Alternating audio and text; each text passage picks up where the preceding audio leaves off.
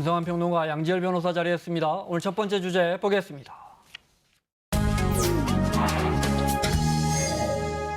이란은 아랍 국가지만 아랍이라 불리는 걸 싫어합니다. 과거에 팔레비 왕 시절까지 아주 자유롭게 시장 경제로 살다가 40년 전에 이슬람 혁명으로 다시 아주 엄격한 이슬람 국가가 된 아주 특이한 나라입니다. 지금 다시 극심한 혼란으로 빠져들고 있는데 먼저 시위 상황 보겠습니다. 며칠 전 이란의 수도 테헤란 모습입니다. 네. 은행 건물들이 불타고요. 시민들의 시위가 아주 격렬해졌습니다. 네. 주유소 등도 불탔고 주변 청사 건물, 네. 상가들도 다 불에 탈 정도로 시위가 아주 격렬했다고 합니다. 네. 거리로 쏟아져 나온 시위대가 은행과 상과 또 이런 신호등 같은 공공기물을 마구 부셨고요. 네. 은행, 주유소, 상점 등이 시위대의 방화로 많이 소실된 상태라고 전해지고 있습니다.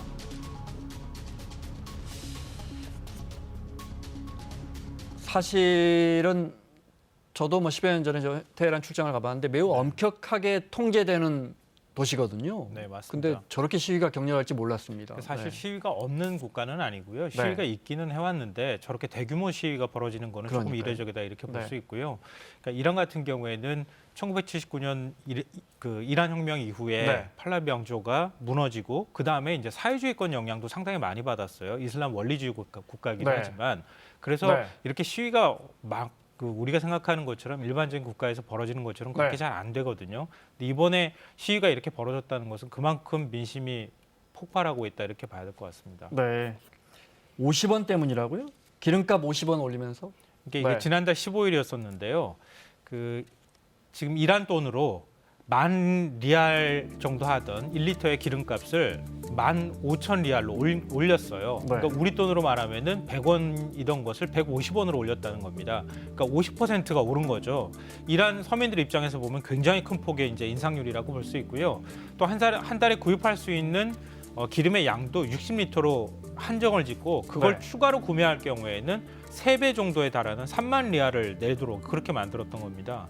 아니 산유국 세계 7위의 산유국이라는데 뭐 어려웠으니까 이렇게 했겠죠. 근데 납득은 안 됩니다. 세계 7위의 산유국인데 산유 석유를 만들면 뭐합니까? 팔 수가 없는데 지금 미국이 제재를 복구를 하면서 원래 한 250만 배럴 가량을 수출을 하다가 지금 40만 배럴 수준으로 떨어졌다라는 겁니다. 거의 5분의 1 이하로 떨어졌군요. 그렇습니다. 그래서 이란 자체의 경제 위기설까지 나오고 있는 상황이고 거기 이란 국가뿐만이 아니라 지도자인 하메이니를 비롯해서 그냥 개인에 대해서 제재가 있다 보니까 이게 돈이 안 돌아가고 그래서 결국 이란에서는 표면적으로 내세운 이유는 명목은 저소득층에 대한 지원금을 놀리기 위해서다. 그래서 이렇게 50원 가량으로 얘기했지만 한 3조 원 가량이 더 거친다고 하는데 사실 지원금 명목보다는 오히려 제가 말씀드린 것처럼 현재 국가적인 그 융통성, 자금 융통성이 떨어져서 이런 조치를 취한 것으로 보입니다.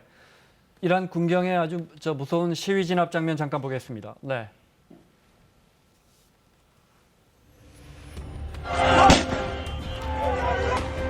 정부군이 시위대를 향해서 실탄 사격을 했고요. 건물 옥상에서도 군경이 실탄 사격을 했고요. 외신은 헬기에서도 사격이 이루어졌다 이렇게 보도하고 있습니다.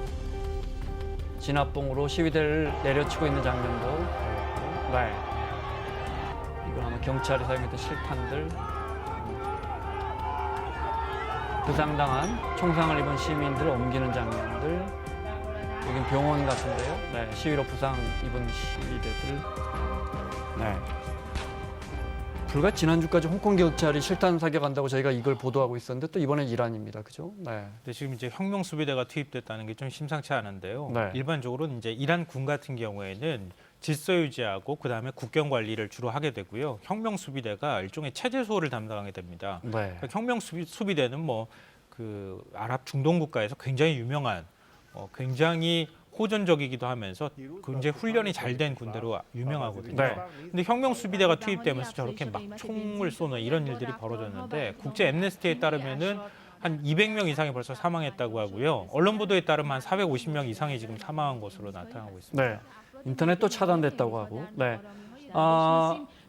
이란 정부 주정부의 입장 잠깐 들어볼까요? 준비가 됐습니까? و این موضوع باعث شد بالاخره نیروهای امنیتی و نظامی برای آسایش مردم و ضمناً وارد عمل بشن و به شدت هم با نیروهای مسلحی که مقابل مردم و نظام وایسادن برخورد شد. 어느 나라나 시민들의 시위에 대해서 저렇게 이야기를 하죠. 처음에는. 네.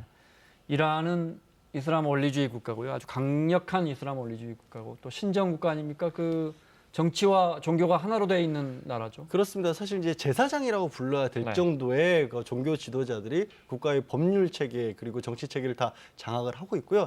참 아이러니한 건 그렇습니다. 이게 이란이 과거에는 아까 시작할 때 말씀하셨지만 40년 전까지 중동에서 가장 개방된 국가였어요. 1920년대부터 사실은 서구화를 추진해서 70년대 이란 사진만 보면 미니스커트 입은 여성들이 다녔었는데 해변에서 비키니 입고 그랬던 나라입니다. 그런 나라인데 40년 동안 종교 지도자들이 장악을 하면서 지금 결국에는 시위대를 향해서 총을 쏘고 헬리콥터에서 기총 사격을 하는 그야말로 80년대 광주 항쟁을 떠올리게 만드는데 80년대 저 국가에서는 그 비슷한 일이 벌어져서 사실은 말씀하신 신정 국가로 그때 들어갔던 건데 그 40년 역사가 아직도 후퇴해 있는 거죠. 이슬람 원리주의 국가들이 뭐 강력한 이슬람 원리주의란 말에 부정적인 의미가 들어 있어서 제가 그냥 강력한 이슬람 율법을 따르는 국가라고 표현할까요? 네.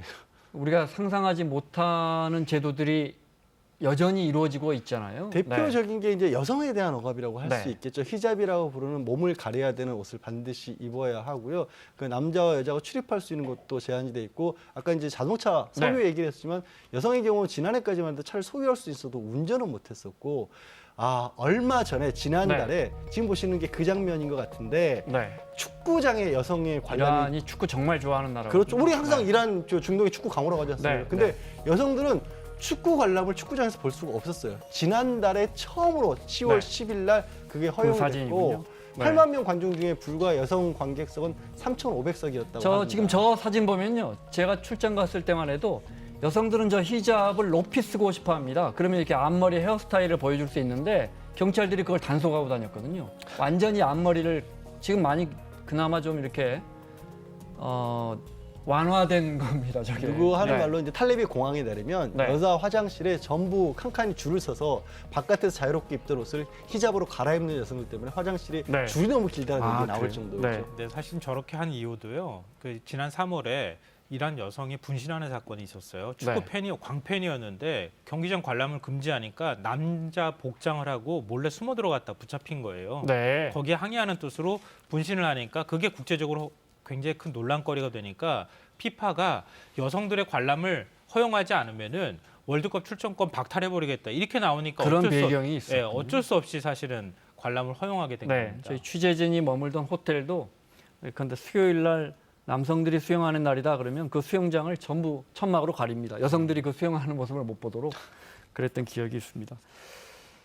과거에 이란 핵 문제 때문에 오바마 행정부 시절에 미국과 어렵게 서방국들과의 핵 폐기 합의가 됐다가 트럼프 대통령 와서 이 핵 폐기가 거의 핵 합의가 폐기가 되면서 다시 우라늄 농축하고 있다고 들었고. 그러니까 지금 행동 대 행동 원칙을 이란 정부 쪽에서는 얘기하고 있는데요. 트럼프 대통령이 사실은 핵 합의를 일방적으로 파기를 했죠. 파기하고 난 다음에 기본적으로 핵 합의 전제 조건이 핵물질을 더 이상 농축하지 않겠다. 우라늄 농축을 하지 않겠다고 하는 조건이 있었는데 이란은 그럼 우리 다시 농축하겠다. 이렇게 해서 핵 합의 이전에 한 80%에서 90% 수준까지 지금 농축한 상황이다라고 하는 얘기가 나옵니다. 미국은 이번 기회에 혹시 민주정부 수립 이런 기대도 할 수 있을까요? 지금 이렇게 대규모 시위가 벌어지니까 미국 정부에서 평화적 시위를 보장하라 이렇게 얘기를 하고 있거든요. 그런 면에서 이란 정부는 또 내정 간섭을 뭔가 미국 쪽에서 하고 있다 이렇게 의심하고 있는 상황입니다. 그러니까 미국 쪽에서는 지금 이란 제재를 경제 제재를 하고 난 다음에 이란에서 저런 현상이 발생한 것이거든요.